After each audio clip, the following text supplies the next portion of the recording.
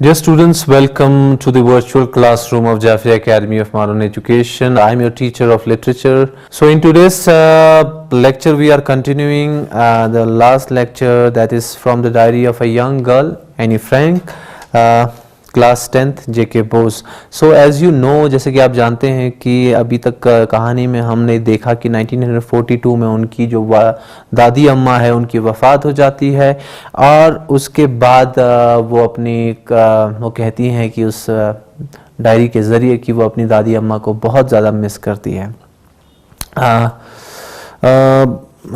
और फिर क्या होता है कि 1942 में जब बर्थडे सेलिब्रेशन होता है उसकी बड़ी बहन का, तो एक कैंडल वहाँ जलाया जाता है किनकी याद में, उनकी दादी अम्मा. And the story moves ahead like this, that in one of the line she says the four of us are still doing well. And that brings me to the present date of 20th of June 1942 and the solemn dedication of my diary. So what she says in few words, she speaks a lot about herself and the philosophy of life also. And this line is somehow this line somehow depicts the state of mind of this girl, that how on earth a 13-year-old girl can think like this, like the four of us are still doing well, and that brings me to the. तो कहना क्या चाहती हैं कि दादी अम्मा की गुजरने के बाद और उनको याद, उनको खराज तहसीन पेश करने के बाद ज़िंदगी यूँ ही चल रही है, लाइफ मूव्स ऑन, और हम चार यानी कि उनके फैमिली मेम्बर्स, उनके वालिद और वालिदा और उनकी बहन, हम सब खुशी खुशी ज़िंदगी गुजार रहे हैं. और जिस तारीख़ पे ये लाइन बता रही है उसमें डेट भी मेंशन किया है 20th of June 1942. और इस कहानी में और एक रेपिटेटिव एक चीज़, एक आपको एक दोबारा एक अलार्म जैसा दिखाते है कि क्या होता है वो एक चीज़ की, that the dedication of her diary, उसकी डायरी की वो या तो यहाँ पे वो बताना चाहती कि how the diary is quite ardent of her, कितनी वो डेडिकेटेड एक फ्रेंड है कि वो उसकी बातों को सुन रही है, and her passion for writing the diary. So I will try to read few passages of concluding passages of this prose, this chapter. So she says that our entire class is quacking in its boots.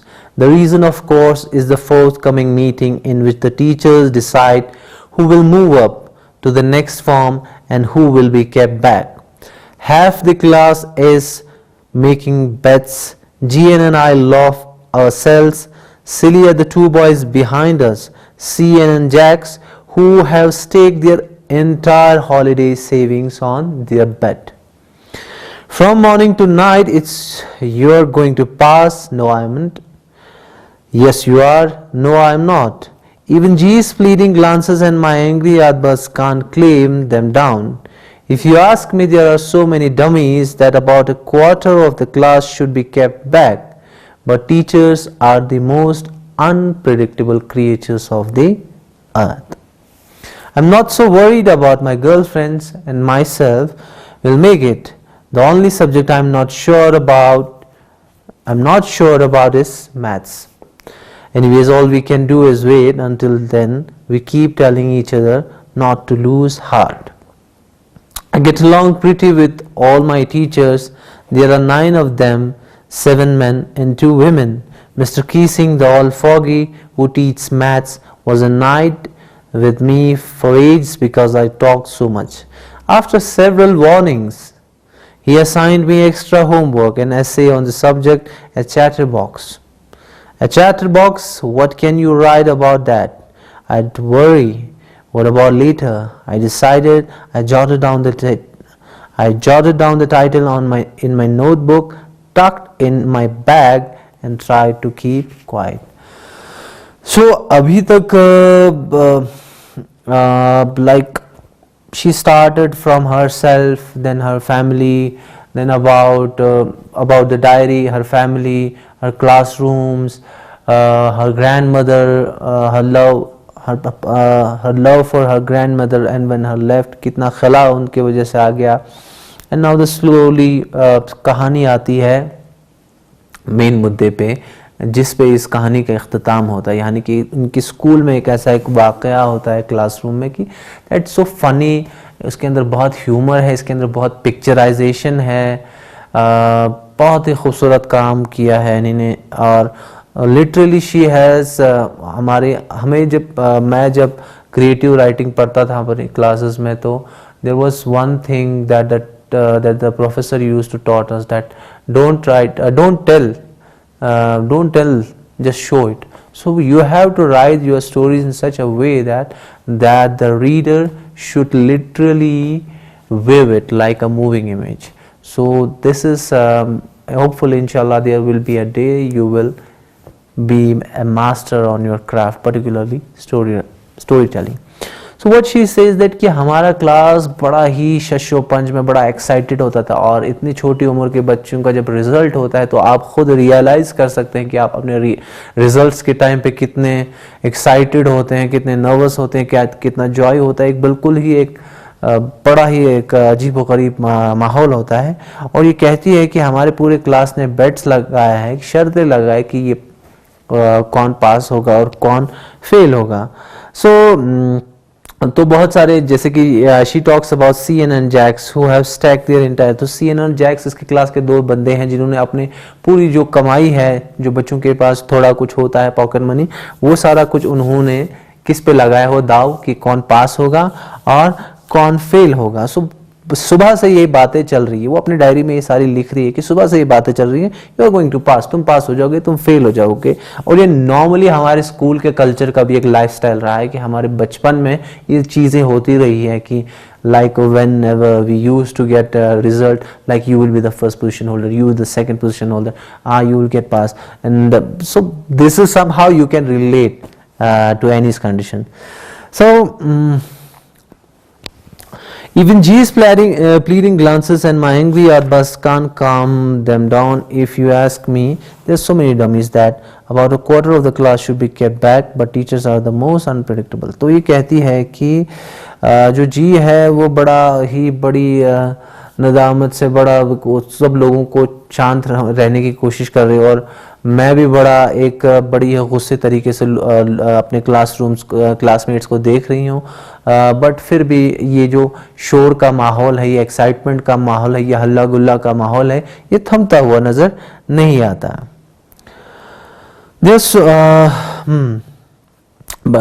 ठीक।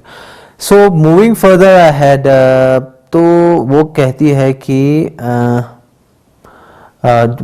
अब और एक line से ये पता चलता है कि she is quite well in her studies, as she says that वो अपने गर्लफ्रेंड्स और अपने बारे में ज़्यादा वरीड नहीं है, क्योंकि उन्हें मालूम है कि उन्होंने एग्ज़ाम्स में अच्छा किया है और दे कैन क्वाइट वो इस चीज़ को डील करके आगे आने वाले क्लासेस में चले जाएंगे। तो बट एक सब्जेक्ट के बारे में वो श्योर नहीं है, she is a little bit concern that she is that only subject I am not sure about is maths. Maths is her weakness, she is not sure about it, and she says that she writes a beautiful line here. Anyways, all we can do is wait. Until then, we keep telling each other not to lose heart. तो क्या कर सकते हैं कि हमें सब्र करना है जब तक रिजल्ट नहीं आएगा।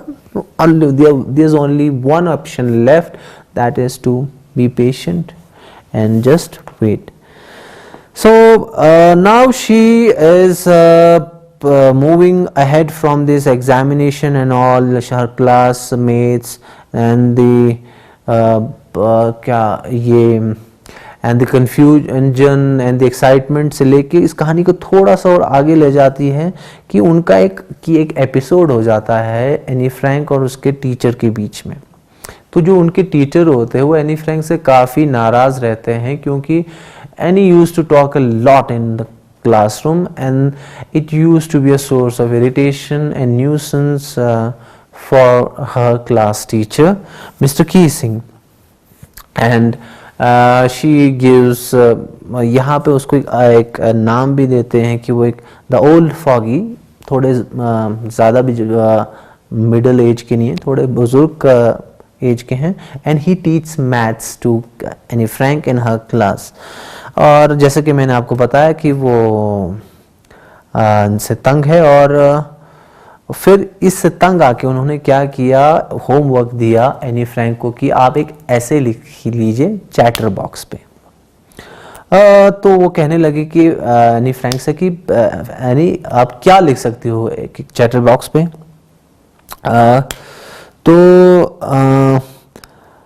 तो उन्होंने जो फर्स्ट असाइनमेंट है तो उसने लिखना शुरू कर दिया और उसको बंद कर दिया, tucked in my bag and try to keep quiet, और खामोश रहने की कोशिश की। सो दिस वॉज एन, ये एक सज़ा थी एनी फ्रैंक को ज़्यादा बात करने के लिए। तो वो टीचर उसको थोड़ा सा एक लेसन देना चाहते थे, तो वो उन्होंने कहा कि any you have to write a essay on what chatterbox. Chatterbox हो गया बकबक करने वाली बक्सा या मशीन या कुछ भी डब्बा। दैट इवनिंग आफ्टर, और उस रात को जब उसने एनी फ्रैंक ने ये असाइनमेंट ख़त्म कर दिया तो वो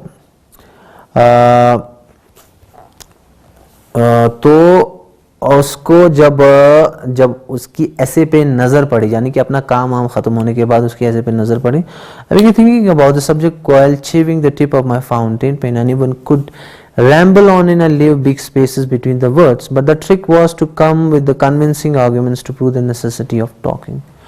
So this assignment was given by his teacher, and at night when she finished her homework, now she was thinking about that how will I finish this assignment, as it was not like just only सिर्फ आपको कागज़ नहीं भरने थे, you had to come with a strong arguments and with a strong literary एक तरीके से, और एक काफ़ी आपको इस चीज़ को प्रूव करना पड़ेगा। तो उसको प्रूव करने के लिए there should be a rationality, उसको सोचना पड़ेगा और सोच के कुछ लिखना पड़ेगा। And she thought about it and she tried to wrote it या। तो सडनली उसके दिमाग में एक आइडिया आया और उस पर उसने काम किया, और उस असाइनमेंट को लेके, चैटर बॉक्स को लेके उन्होंने 3 पेजेस का एक असाइनमेंट लिखा। एंड और उसमें मैंने ये बयान करने की कोशिश की, what she says that I thought and suddenly I had an idea. I wrote 3 pages. Mr. Keesing had assigned me and was satisfied, argued that talking is a student's trait and that I would do my best to keep it under control, but that I would never be able to cure myself of the habit since my mother talked as much as I did it, not more, and that there's not much you can do about inherited traits. So what is it justification or the argument she gives in this essay? She says that talking is a trait of students, यानी कि बच्चों की एक खसलत है, एक खसूसियत है बातें करना। बच्चे बातें किए हुए नहीं रह सकते हैं क्लास में। And she gives her family reference that her mother used to talk a lot, and वो कहती है कि एक इंसान अपनी जो जीनियाती जो असरात है उनसे खाइल नहीं रह सकता है। And she says that it's all because of her parents that she has inherited those traits and that's the reason why she talks a lot. Now mister Keesing को इस चीज़ पे काफ़ी हंसी आती है, और जब फिर हम इस क्लास की तरफ आगे बढ़ते हैं तो मैंने देखा कि उन्होंने मुझे और एक नया ऐसे असाइन कर दिया। He is not satisfied with this essay, and the topic of the essay is that this time it was supposed to be an incorrigible chatterbox. तो इस बारी किस बारे पे, किस चीज़ पे उन्होंने ऐसे दिया है? इनकॉरिगेबल। इनकॉरिगेबल मीन्स ना अहल, जो किसी काम के लायक नहीं होता है। And somehow the teacher was trying to demean Annie. And now Annie was thinking that through these assignments and assignments the teacher is trying to prove something. So तो मैंने असाइनमेंट लिया अपने हाथ में, और मैं मिस्टर कीसिंग से कोई शिकायत नहीं कर सकती थी because he was my teacher, and this reflects the mentality of Annie Frank that she accepted the sayings or the orders of her teacher with whole humility. And these lines reflect about her mentality, her psyche, her upbringing, because it is written in first person narrative. So you diary का तो काम ही, diary तो लिखी जाती है अपनी अपनी रुदात बताने के लिए. और फिर however during the third lesson, nothing to complain. However during the third lesson he had finally had enough. और उससे भी सेटिस्फाइड नहीं हो गए और तीसरे लेक्चर में उन्होंने क्या कहा, एनी फ्रैंक, एनी का सीधा नाम लिया, Annie Frank, as punishment for talking in this class right and essay entitled. और उन एनी फ्रैंक से क्या कहा कि एनी फ्रैंक से मुखातिब हुए उनके टीचर. उन्होंने कहा कि एनी फ्रैंक, अब चूंकि आपने बहुत ज़्यादा बातें की है तो इस पनिशमेंट को मैं आपको पनिशमेंट देता हूं और आपको क्या लिखना है कि quack entitled quack quack quack said mistress chatterbox. तो क्या कहते हैं कि वो in some these words and phrases he says he is trying to simply he has demeaned his Annie Frank's क्या कहते हैं उसकी जो हिम्मत को तोड़ somehow she feels hurted, like how a teacher can say her like that, quack quack quack said mistress chatterbox, यानी कि bug bug bug bug bug करती गई मिस्ट्रेस चैटरबॉक्स, वो लड़की जो कि एक मानंद है एक बग बग करने वाली एक बॉक्स जैसी या मशीन जैसी. तो ये जब लाइंस टीचर्स के मुंह से निकल गए तो हुआ कि क्लास में एक पूरा सा एक हंसी की, वो क्या कहती है, there was an tsunami of laughter. The whole class roared. और उस वजह से जब मैंने देखा बच्चों को हंसते हुए देखा तो मुझे भी हंसी छूटी.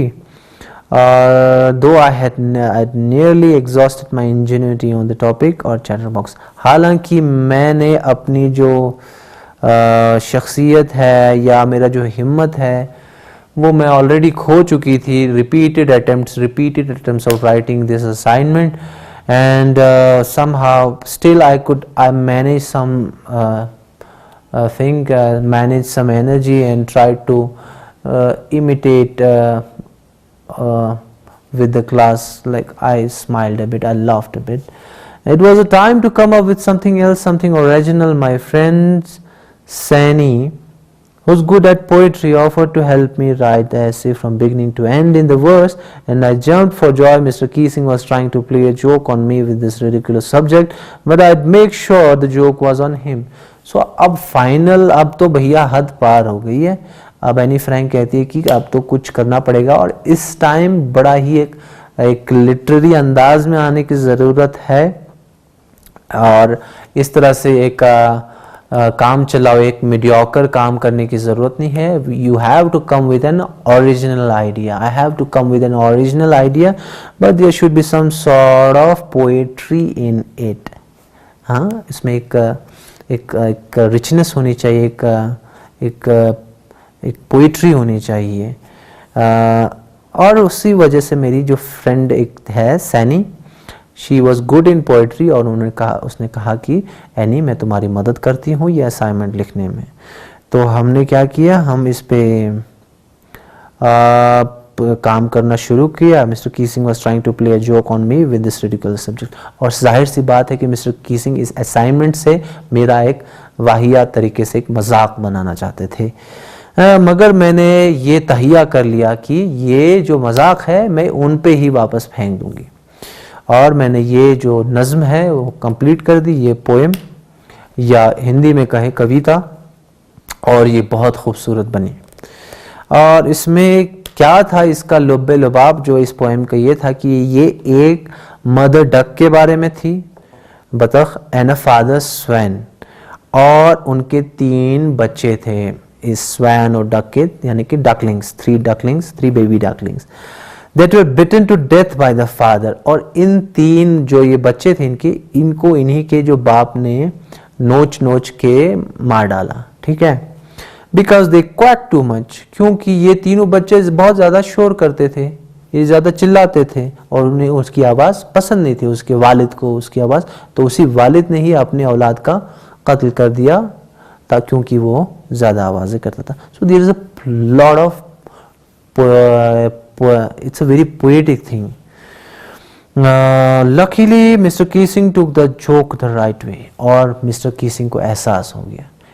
He was well versed, and when he read the poem, he got to know that somehow I am at the wrong path. I am doing wrong with Annie, and I shouldn't demean it. I am like a father figure, and I can't bear to harm my students.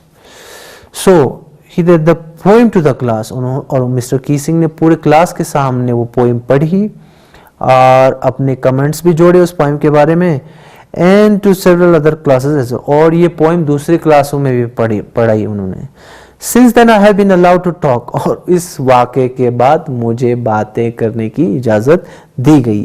And I have been assigned any extra homework, और उसके बाद मुझे ज़्यादा extra homework assign नहीं किया गया. और इसके बावजूद हुआ ये कि mister Keesing always makes jokes these days, और इन दिनों मिस्टर कीसिंग काफ़ी मजाकिया बन गए हैं और काफ़ी जोक शेयर करते रहते हैं हमारे साथ. So with this we conclude the chapter from the diary of a young girl. And now I'll give you some assignments. Assignments ये होगा कि you have to read this, reread.